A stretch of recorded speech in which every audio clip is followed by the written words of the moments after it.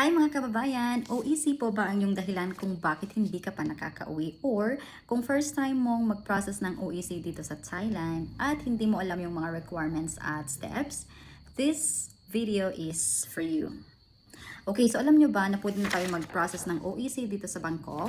Dito mas mabilis at mas efficient ito kumpara sa dating proseso na yung kung saan kailangan mo pang magpa-authenticate sa Philippine Embassy and then magpa-appointment sa Pilipinas bago makakuha ng OEC.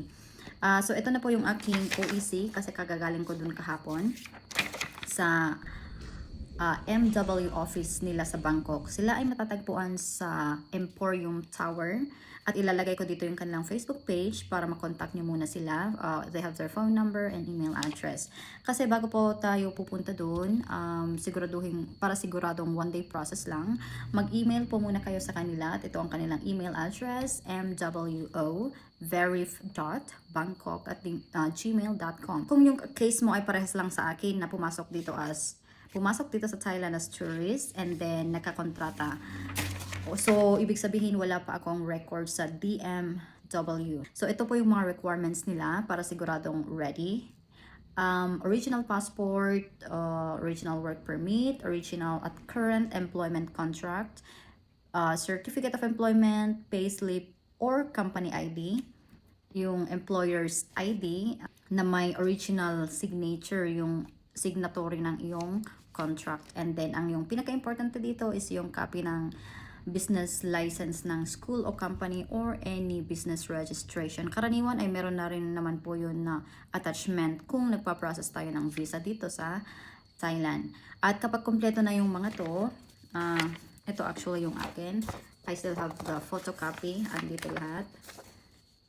At ito naman yung aking original kasi print out na nila yung aking OEC at tinatakan na rin nila yung aking contract at lahat ng original documents ko. At ito na po yung aking clearance pabalik dito sa Thailand. Kapag complete na po yung inyong mga requirements, scan at email nyo muna sila para sa pre-checking. Okay, so sa experience ko, nag-reply sila sa aking email 3 days after and then nag-send sila ng compliance letter na pipirmahan ng aking employer. Pero since ayaw ipirma ng aking employer kasi naka-agree naman ako sa aming kontrata kahit walang nakalagay na number of leaves or kulang-kulang, inline sa ating labor code sa Pilipinas. Anyway, kung hindi nila pipirmahan yon, wala pong problema. Ikaw na lang po yung magpipirma ng waiver sa MW office. So after that, tutulungan kanilang or sila na mismo yung mag-enter ng yung information sa dun sa may balik manggagawa